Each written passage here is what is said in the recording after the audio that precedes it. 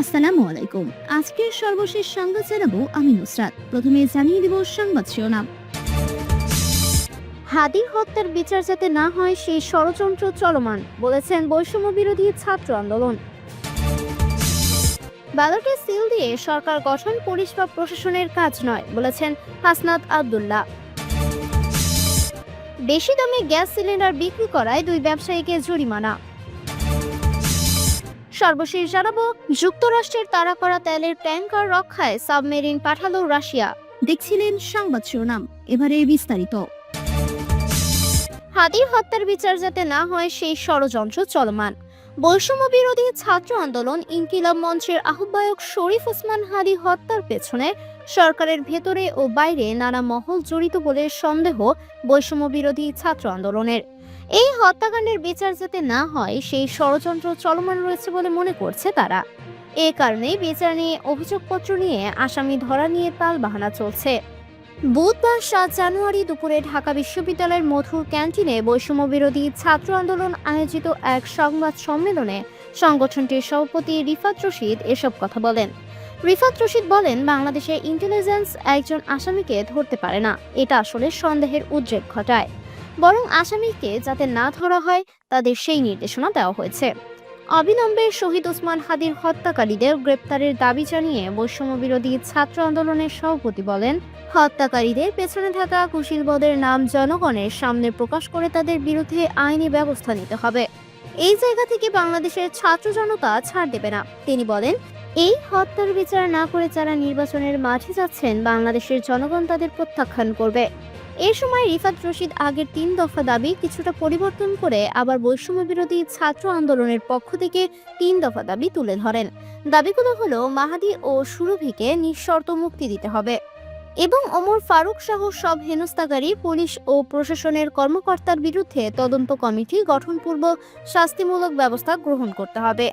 ২ জুলাই গণঅভ্যুত্থানে অংশগ্রহণকারী ছাত্র শ্রমিক জনতার ১ জুলাই থেকে ৮ আগস্ট পর্যন্ত পরিচালিত সব কর্মকাণ্ডের জন্য দায় মুক্তি প্রদান করে অবিলম্বে রাষ্ট্রপতির মাধ্যমে অধ্যাদেশ জারি করতে হবে। ৩ জুলাই বিপ্লবে গুরুত্বপূর্ণ অবদান রাখা সেনা, নৌ বিমান বাহিনী সহ সামরিক, আধাসামরিক ও বেসামরিক প্রশাসনের সব কর্মকর্তা, সৈনিক ও কর্মচারীদের ইতিহাস লিপিবদ্ধ করতে হবে। তাদের সম্মাননা, স্বীকৃতি ও আইনি সুরক্ষা নিশ্চিত করতে হবে। কর্মক্ষেত্রে তাদের যাতে হয়রানি না করা হয় সেজন্য একটি স্থায়ী কমিশন গঠন করতে হবে এবং ২০০৯ সালের ২৫ ফেব্রুয়ারি থেকে ফ্যাসিবাদের রোশনারে পড়ে সশস্ত্র বাহিনীতে পদোন্নতি বঞ্চিত যেসব অফিসার রয়েছেন, দ্রুত তাদের পদোন্নতি এবং গুরুত্বপূর্ণ সংবেদনশীল পদে তাদের পদায়ন করতে হবে।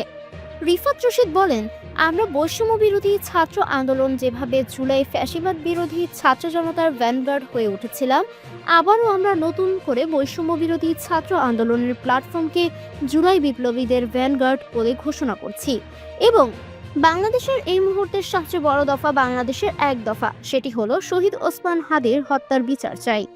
কর্মসূচি ঘোষণা। বৈষম্য বিরোধী ছাত্র আন্দোলন আজকের সংবাদ সম্মেলন থেকে কর্মসূচিও ঘোষণা করেন।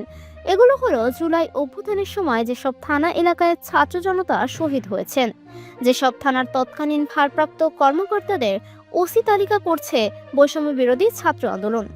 এর পাশাপাশি জেলার পুলিশ সুপার, এসপি থেকে শুরু করে ঊর্ধ্বতন কর্মকর্তাদেরও তালিকা হচ্ছে। এই তালিকা করার পর তাদের নাম ধরে আন্তর্জাতিক অপরাধ ট্রাইব্যুনালে মামলা করা হবে।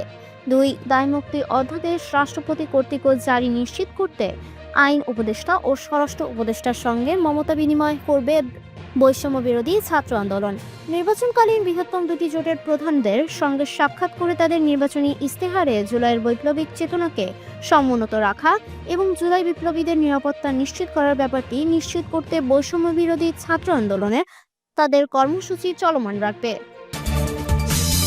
ব্যালটে সিল দিয়ে সরকার গঠন পুলিশ বা প্রশাসনের কাজ নয়, বলেছেন হাসনাত আব্দুল্লাহ। ব্যালটে সিল দিয়ে সরকার প্রতিষ্ঠা করা পুলিশ বা প্রশাসনের কাজ নয় বলে মন্তব্য করেছেন জাতীয় নাগরিক পার্টি এনসিপির দক্ষিণাঞ্চলের মুখ্য সংগঠক হাসনাত আব্দুল্লাহ। তিনি বলেন, প্রশাসনের মূল দায়িত্ব হচ্ছে জনগণ যেন নির্ভয়ে নিজের ভোট দিতে পারে, সে পরিবেশ নিশ্চিত করা। বুধবার ৭ জানুয়ারি বিকেলে কুমিল্লার দেবিদ্বার উপজেলার ফাতেহাবাদ এলাকায় আগ্রাসন বিরোধী পদযাত্রার অংশ হিসেবে আয়োজিত এক উঠান বৈঠকে এসব কথা বলেন তিনি। পুলিশ ও প্রশাসনের উদ্দেশ্যে হাসনাত আব্দুল্লাহ বলেন, আপনারা নিরপেক্ষভাবে দায়িত্ব পালন করুন, জনগণ আপনাদের মাথায় তুলে রাখবে। আর না হলে বেনজির ও হারুনের পরিণতি বরণ করতে হবে। তিনি অভিযোগ করে বলেন, যেসব আমরা আমাদের ভাইদের হত্যাযোগ্য করে তুলেছে, যাদের আগুন সন্ত্রাসী হিসেবে মিডিয়ায় প্রচার করা হয়েছে, আজ দেখা যাচ্ছে অনেকেই তাদের বুকে টেনে নিচ্ছে। হাসনাত আব্দুল্লাহ বলেন, বর্তমানে দেশ দুই ভাগে বিভক্ত। একটি পক্ষ গোলামি চায়, আরেকটি চায় আজাদি। একটি পক্ষ ভারতের দাবিদারি চায়, আরেকটি পক্ষ চায় বাংলাদেশের স্বনির্ভরতা। আমরা চাই বাংলাদেশকে কে পরিচালনা করবে, কে সরকার গঠন করবে, তা নির্ধারণ করবে বাংলাদেশের জনগণ। এসব বলেন তিনি। তিনি আরো বলেন, হাসিনাকে এজেন্ট হিসেবে নিয়োগ করার মাধ্যমে বাংলাদেশকে দীর্ঘ ১.৫ দশকের বেশি সময় ধরে একটি সাবকন্টিনেন্ট, এক ধরনের কলোনিয়াল স্টেট হিসেবে পরিচালনা করা হয়েছে। আমরা চাই না বাংলাদেশ আবার অতীতে ফিরে যাক। বেশি দামে গ্যাস সিলিন্ডার বিক্রি করায় দুই ব্যবসায়ীকে জরিমানা। মানিকগঞ্জের সিংগাইর উপজেলার কৃত্রিম সংকটের অজুহাত দেখিয়ে সরকার নির্ধারিত মূল্যের চেয়ে বেশি দামে বোতলজাত এলপিজি গ্যাস বিক্রির দায়ে দুই ব্যবসায়ীকে ৫৫,০০০ টাকা জরিমানা করা হয়েছে। একই দিনে অনুমোদনহীন কৃষিজমির টপসয়েল কর্তনের দায়ে বালু ও মাটি ব্যবস্থাপনা আইন অনুযায়ী বলধারা ইউনিয়নে আরও একটি মামলায় একটি ইটভাটাকে ১,০০,০০০ টাকা জরিমানা করা হয়। বুধবার ৭ জানুয়ারি বিকেলে ভোক্তা অধিকার সংরক্ষণ অধিদপ্তর পরিচালিত এই অভিযানের নেতৃত্ব দেন সিংগাইর উপজেলা সহকারী কমিশনার ভূমি ও নির্বাহী ম্যাজিস্ট্রেট মোহাম্মদ হাবেল উদ্দিন। সিংগাইর পৌর বাজারে পরিচালিত অভিযানে মেসার্স মিলেনিয়াম ট্রেডার্সকে ৫০,০০০ টাকা এবং সাইদুর রহমানকে ৫,০০০ টাকা জরিমানা করা হয়। ভোক্তা অধিকার সংরক্ষণ আইন অনুযায়ী দুটি মামলায় মোট ৫৫,০০০ টাকা অর্থদণ্ড দেওয়া হয়। জানা যায়, গ্যাস সংকটের কথা বলে এসব প্রতিষ্ঠান সরকার নির্ধারিত দামের বাইরে গিয়ে এলপিজি সিলিন্ডার বিক্রি করছিল। অনেক ক্ষেত্রে মূল্য তালিকা প্রদর্শন করা হয়নি এবং পাকা রসিদ না দিয়েই ক্রেতাদের কাছ থেকে অতিরিক্ত টাকা আদায় করা হচ্ছিল। এতে ভোক্তারা বাধ্য হয়ে বাড়তি মূল্য পরিশোধ করেন। যুক্তরাষ্ট্রের তাড়া করা তেলের ট্যাঙ্কার রক্ষায় সাবমেরিন পাঠালো রাশিয়া। ভেনেজুয়েলার উপকূলের কাছে যুক্তরাষ্ট্রের আরোপিত অবরোধ এড়িয়ে চলার চেষ্টা করা একটি পুরনো ও খালি তেলবাহী ট্যাঙ্কারকে পাহারা দিতে সাবমেরিন সহ একাধিক নৌযান মোতায়েন করেছে রাশিয়া। মঙ্গলবার যুক্তরাষ্ট্রের এক কর্মকর্তার বরাত দিয়ে এ তথ্য জানিয়েছে দেশটির প্রভাবশালী দৈনিক ওয়াল স্ট্রিট জার্নাল। প্রতিবেদনে বলা হয়, বেলা ১ নামের ওই ট্যাঙ্কারটি গত ডিসেম্বর থেকে যুক্তরাষ্ট্রের কোস্ট গার্ডের জব্দ ও তল্লাশির চেষ্টা এড়িয়ে চলছিল। ওই সময় ভেনেজুয়েলার বিরুদ্ধে তেল রপ্তানি ও আমদানিতে কড়াকড়ি নিষেধাজ্ঞা আরোপ করে ওয়াশিংটন। যুক্তরাষ্ট্রের আরও ৩ কর্মকর্তার বরাত দিয়ে ওয়াল স্ট্রিট জার্নাল জানিয়েছে, রাশিয়া যুক্তরাষ্ট্রকে ওই ট্যাঙ্কারটির পেছনে ধাওয়া বন্ধ করার অনুরোধ জানায়।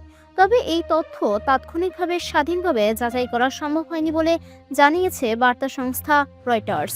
নিয়মিত কর্মঘণ্টার বাইরে মন্তব্য জানতে চাইলে হোয়াইট হাউস ও যুক্তরাষ্ট্রের কোস্ট গার্ডও কোনো তাৎক্ষণিক প্রতিক্রিয়া জানায়নি।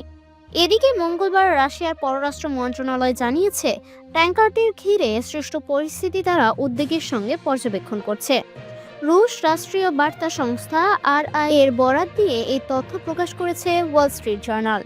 অন্যদিকে লাতিন আমেরিকা ও ক্যারিবীয় অঞ্চলে যুক্তরাষ্ট্রের সামরিক কার্যক্রম তদারককারী সাউদার্ন কমান্ড সামাজিক যোগাযোগ মাধ্যম এক্সে দেওয়া এক পোস্টে জানায়, নিষেধাজ্ঞার আওতায় থাকা জাহাজ ও সংশ্লিষ্ট পক্ষগুলোর বিরুদ্ধে ব্যবস্থা নিতে যুক্তরাষ্ট্র সরকারের বিভিন্ন সংস্থা অংশীদারদের সহায়তা দিতে প্রস্তুত।